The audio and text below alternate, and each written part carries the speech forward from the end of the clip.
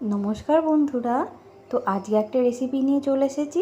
আজকের রেসিপিটা দুপুরবেলায় ভাতের সাথে দারুণ রেসিপি। আজকে করব সর্ষে দিয়ে রুই মাছের ঝাল। চলুন তাহলে রেসিপিতে কি কি লাগছে দেখে নেওয়া যাক। প্রথমে আমি একটা কড়া বসিয়ে নেব। কড়াটা গরম হয়ে এলে তাতে আমি সর্ষের তেল দিয়ে দেবো। সর্ষের তেলটা খুব ভালো গরম হয়ে গেলে আমি সর্ষের তেলটাকে খুন্তি দিয়ে একটু নেড়ে নেব। সর্ষের তেলটা থেকে যখন ধোয়া উঠবে তখন আমি একটা একটা করে মাছ আমি তেলের উপরে দিয়ে দেব। আমি এখানে রুই মাছ নিয়েছি, আগে থেকে ধুয়ে নুন হলুদ মাখিয়ে রেখে দিয়েছিলাম।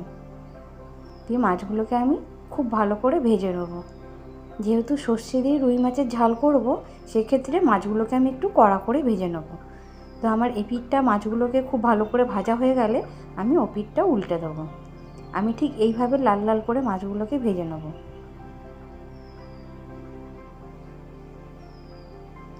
তো আমার মাছ ভাজাটা হয়ে গেছে। এবার আমি একটা একটা করে মাছ তুলে নেবো একটা পাত্রে।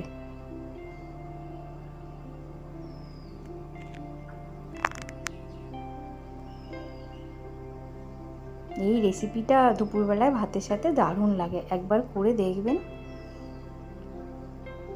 তো এবার ওই তেলের মধ্যেই মাছ ভাজা তেলেতে আমি কালো জিরে ফোড়নে দিয়ে দেবো অল্প পরিমাণে। আর এখানে আমি একটা মাঝারি সাইজের টমেটো কেটে রেখেছিলাম। টমেটোটাকে ঠিক এভাবে কুচি কুচি করে নিয়েছি, দিয়ে আমি তেলের ওপরে দিয়ে দেবো। টমেটোটা দেওয়ার পর আমি একটু নুন দিয়ে দেবো, তাতে টমেটোটা খুব তাড়াতাড়ি গলে আসবে। দিয়ে একটু নাড়াচাড়া করে নেবো। টমেটোটা যখন আমার এরকমভাবে গলে আসবে তখন আমি এতে সর্ষে বাটা দিয়ে দেবো। আমি এখানে 2 চামচ কালো সর্ষে ও 1 চামচ সাদা সর্ষে আর 2টো কাঁচা লঙ্কা আর একটা শুকনো লঙ্কা দিয়ে আমি এখানে খুব ভালোভাবে মিক্সিতে একটু জল দিয়ে বেটে নিয়েছি। দিয়ে এবার টমেটোটার উপরে আমি সর্ষে বাটাটাকে দিয়ে খানিকক্ষণ কষানোর পরে সামান্য একটু জল দিয়ে দেবো। জলটাকে দেওয়ার পরে একটু নাড়াচাড়া করে আমি এর ভেতরে ছোটো চামচের 1 চামচ হলুদ খুব ভালো করে নাড়াচাড়া করে নেব। আমি এখানে নুনটা দেবো না, যেহেতু নুনটা আমি টমেটোর সাথে দিয়েছিলাম আর আমি মাছ যখন ভেজেছিলাম মাছের সাথে নুন হলুদ মাখিয়ে নিয়েছিলাম, তার জন্য আমি নুনটা এখানে ব্যবহার করিনি। আপনারা আপনাদের স্বাদ মতোই নুনটা ব্যবহার করবেন। তারপরে একটু সর্ষে বাটাটা আর ঝোলটা একটু ফুটে এলে তাতে আমি একটা একটা করে মাছ ভাজাগুলো দিয়ে দেবো।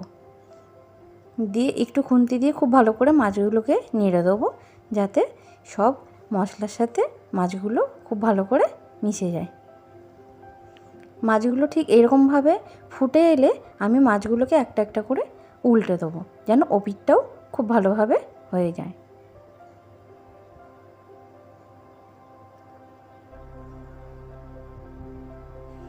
এরপর আমি একটা কাঁচা লঙ্কা চিড়ে আমি এই সর্ষে বাটাটার ভেতরে দিয়ে দেবো।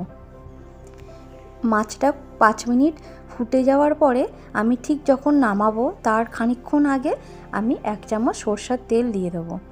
দিয়ে আমি খানিকক্ষণ কড়াইতে রেখে দেবো। এই কাঁচা সর্ষের তেলটা নামানোর আগে দিলে সর্ষে বাটার সাথে খুব ভালো একটা টেস্ট আসে। তো আমি এবার একটা একটা করে মাছ একটা পাত্রে তুলে নেব। দেখুন কতটা সুন্দর হয়েছে মাছটা। তো আপনারা অবশ্যই কমেন্ট করে জানাবেন রেসিপিটি কেমন লাগলো। আর আপনাদের যদি রেসিপিটি ভালো লাগে তাহলে অবশ্যই করে একটা লাইক ও সাবস্ক্রাইব করে পাশে থাকবেন। রেসিপিটি খুব অল্প সময়ের মধ্যেই হয়ে যায়।